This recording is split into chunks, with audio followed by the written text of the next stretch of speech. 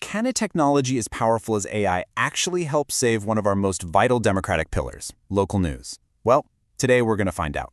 We're diving into a really insightful paper by S. Antanim that looks at exactly that, focusing on the unique challenges and opportunities for regional journalism in Bangladesh.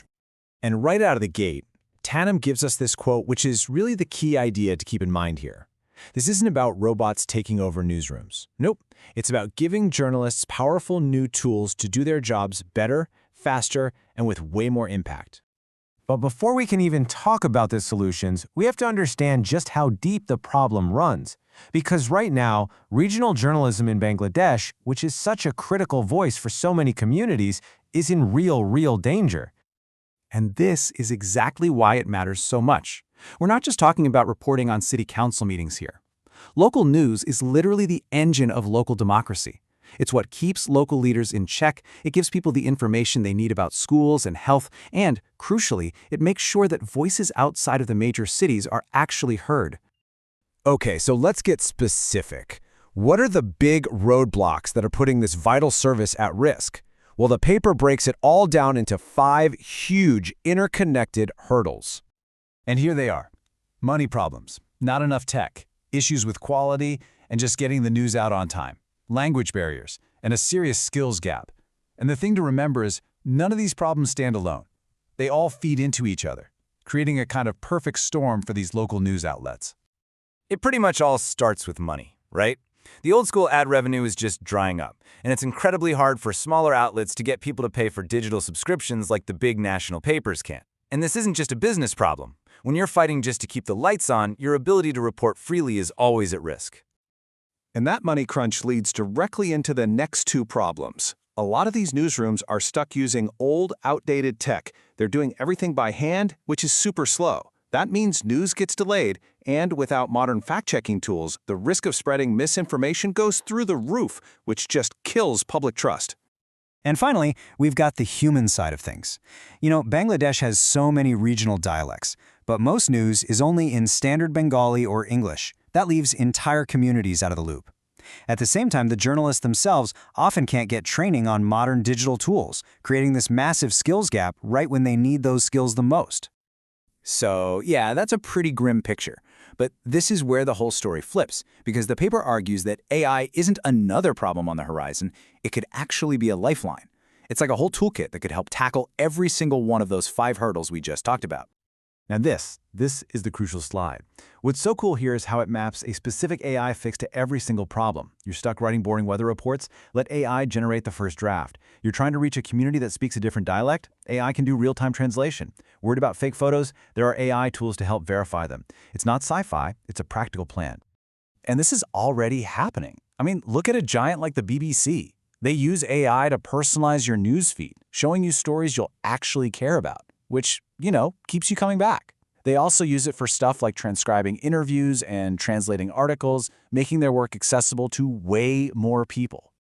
But it's not just for the big players. And I love this example. Look at Gram Vaani in India. This is a completely grassroots approach.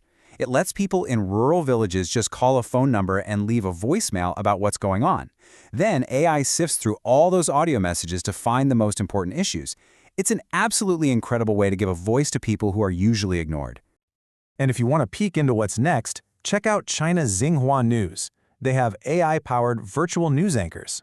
I'm serious, digital avatars delivering the news 24/7 in multiple languages. It might feel a little strange, but it just goes to show how far automation can go in simply producing and delivering the news. Okay, so all of this sounds amazing, right? But there's a catch. It's never as simple as just plugging in a new piece of software. With a tool this powerful, you have to talk about the flip side, the ethical headaches, and all the new responsibilities that come with it. And this slide just lays out that tension perfectly. It's like for every amazing promise, like being more efficient or reaching more people, there's this shadow side you absolutely have to watch out for. Things like bias baked into the algorithms, what this means for jobs, privacy risks, and just the danger of relying on it too much and losing that essential human judgment. Let's just zoom in on that first one, algorithmic bias. The concept is actually pretty simple. An AI learns from the data you give it. So if the data you're using, let's say decades of old news articles, is already full of hidden biases against certain groups of people, well, the AI is going to learn those biases. Even worse, it might amplify them, basically hard-coding unfairness right into the news. And that's why this is such a critical point. The best way to think of AI is as a co-pilot. It's not the pilot. It's there to handle the routine stuff, to analyze the data, and to free up the human journalist to do what only people can do, the deep investigative work, the critical analysis, and, most importantly, having the final say on what's ethical and what's fair. So, knowing all the amazing potential and the serious risks, how do we actually build this smarter future? Well, the paper lays out a really practical roadmap for doing it right. It boils down to 4 key steps. First, invest. We need partnerships between public and private groups to build the right infrastructure. Second, train. We have to upskill journalists so they're not just using these tools, but really understand them. Third, support. Use AI to power citizen journalism, like that Gram Vaani example. And fourth, moderate.